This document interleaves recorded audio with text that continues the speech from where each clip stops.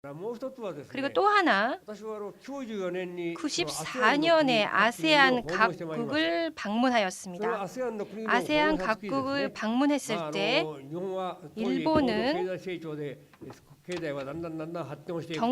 고도 경제 성장으로 경제가 발전했고 한국도 마찬가지로 경제가 계속 발전하였습니다. 이런 상황에서 동남아시아를 방문하게 되었는데요. 동남아시아 여러분들께서는 일본이란 나라는 정말 훌륭한 나라다. 솔직하게 말씀드리면 솔직하게 말하면 정말 훌륭한 나라다. 전쟁이 적고 그런 폐허 속에서 일어나서 세계 제2위의 경제 대국을 일으켰다. 그런 일본 정말 대단하다. 그래서 저한테 경의를 표하는 것이었습니다. 일본이 경제 발전한 결과 일본의 지원으로 동아시아의 경제 발전이 이루어지고 있다. 이런 얘기를 계속하는 것이었습니다. 그래서 참 이것은 참 잘된 일이다. 하지만 역시 말로는 표하지 않지만 마음 깊은 곳에서는 하지만 그렇다고 해서 일본이 전쟁에 천상도 하지 않은 데 처금도 별로 느끼지 않는 것 같다. 일본은 경제대국이지만 다시 군사대국으로 될 우려가 있지 않은가라는 그런 우려심이 역시 어딘가에서 느껴졌습니다.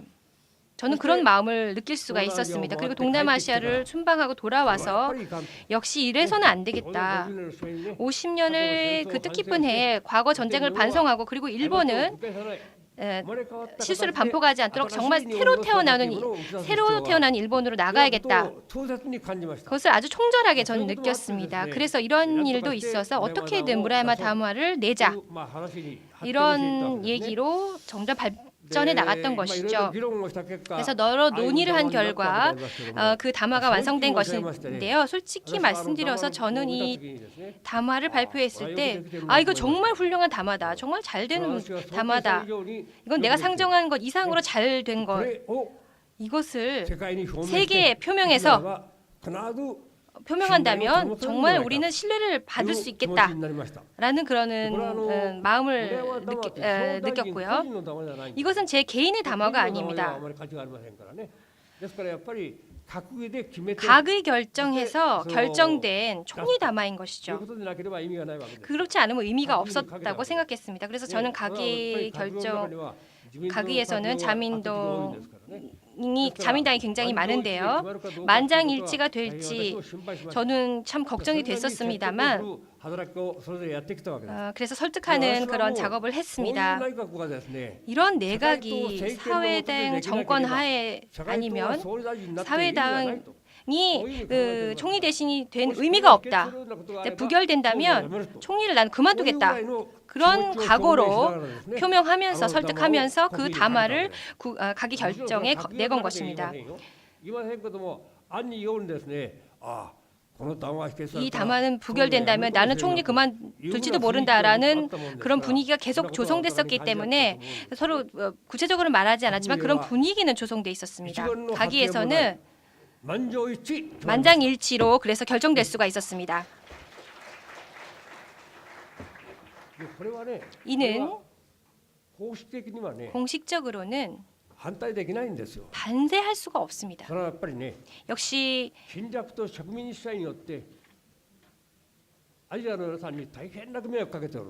굉장히 아시아 여러분들에게 고통을 많이 줬던 그런 전쟁을 두 번 다시 반복해서는 안 된다는 그런 반성과 그런 것을 일본 국민들이 그거를 할 필요가 있습니다. 이런 결의를 저희가 이걸 표명한 것입니다. 그래서 반대를 할 수가 없었을 것입니다. 그래서 만장일치로 결정된 것입니다. 이 담화가 발표된 후에 한국 여러분들로부터 그리고 중국 그리고 아시아 여러 나라에서 그리고 미국에서도 정말 좋았다. 정말 저걸로서 어느 정도 정말 결착은 지어진 것이다라는 평가를 받았습니다. 그래서 이제 우리 협력해 나가자라는 이야기가 계속 나오기 그래서 저는 그 나름대로의 역사적 사명을 다한 것은 아닌가라는 생각을 했습니다. 그래서 국내 문제, 국제 문제 여러 가지 문제가 있지만 이 50년을 맞는 해에 뭔가 결착을 지어야 된다는 그런 마음을 가지고 그래서 우리 내각의 사명은 이제 다 했으니까 그만두겠다라고 해서 1996년 1월 5일 날 총리를 총리를 퇴진했습니다. 그리고 장민당이 다시 정권을 잡았는데 역사적으로는 아주 짧은 기간이지만 그런 의미에서 굉장히 저는 의미 있는 역할을 다했다고 나름대로 정말 좋은 시절이었다고 생각을 하고 있습니다. 그래서 이렇게 무라야마 담화가 만들어진 것입니다. 물론 국내에도 특히 우익 쪽에서는 상당한 반대가 있었습니다. 민주화의 위험을 느끼는 그런 움직임도 있었습니다. 그리고 저에게 매국노라고 말을 하는 사람들도 있었습니다. 그렇지만 저는 누가 매국노냐? 저는 무슨 소리냐?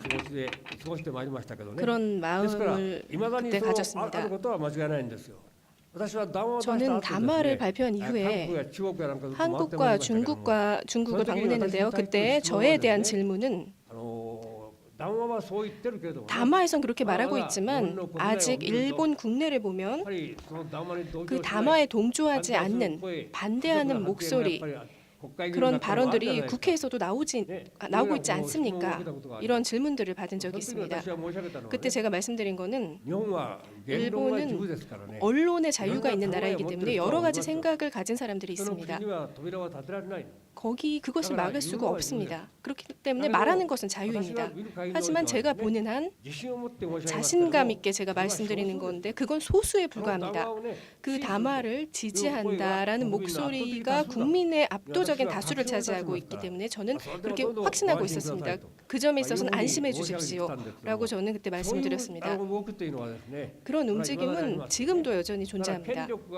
권력이 이행될 때마다 그런 목소리가 높아지거나 낮아졌다가 하는데요.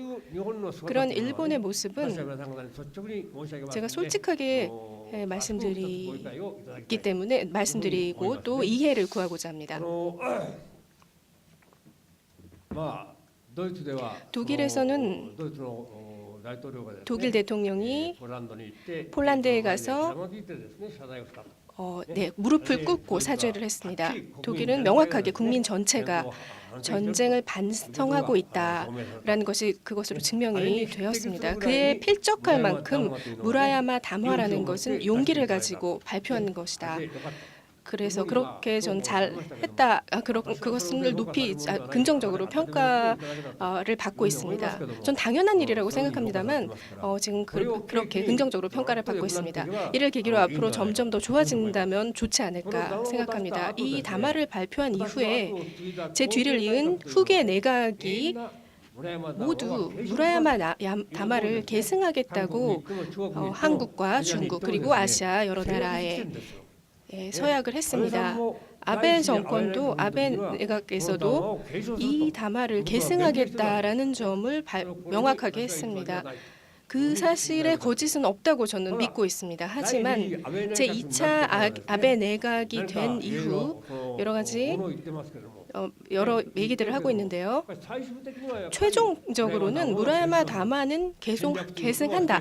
침략을 부정한 적은 없다라고 말하고 있기 때문에 좀 흔들리고는 있습니다만 그렇게까지 궁지에 몰린다면 잘못된 말은 할 수 없기 때문에 무라야마 담화는 계승한다고 말할 수밖에 없는 상황이라고 저는 생각합니다. 이 부분은 서로가 신뢰를 해도 되지 않을까 생각합니다. 따라서 국민 전체가 이것을 용인하지 않는다라는 그런 분위기가 조성되고 있기 때문에 이 담화를 부인한다면 강요를 그만둬야 할 것입니다. 제 때는 3명이 그만두겠다고 했었는데요. 그 정도의 의미가 있는 것이기 때문에 국민적인 합의를 얻고 있는 것이라고 저는 확신하고 있습니다. 따라서 아베 총리가 어떻게 말을 하든 총리로서는 이 담화는 부정할 수 없다라는 걸 저는 확신을 가지고 여러분께 말씀드릴 수 있습니다. 이 점에 대해서는 안심해 주셔도 될 것입니다. 그리고 동남아시아를 순방했을 때 동남아시아의 어떤 반응들에 대해서 말씀을 드렸는데요. 말레이시아를 찾았을 때 당시 마하티르 총리가 계셨었는데요. 10년 정도 말레이시아의 총리를 하셨습니다. 지금은 그만두셨죠. 그분께서 상당히 의욕적이신데요. 저에게 이렇게 말씀하셨습니다.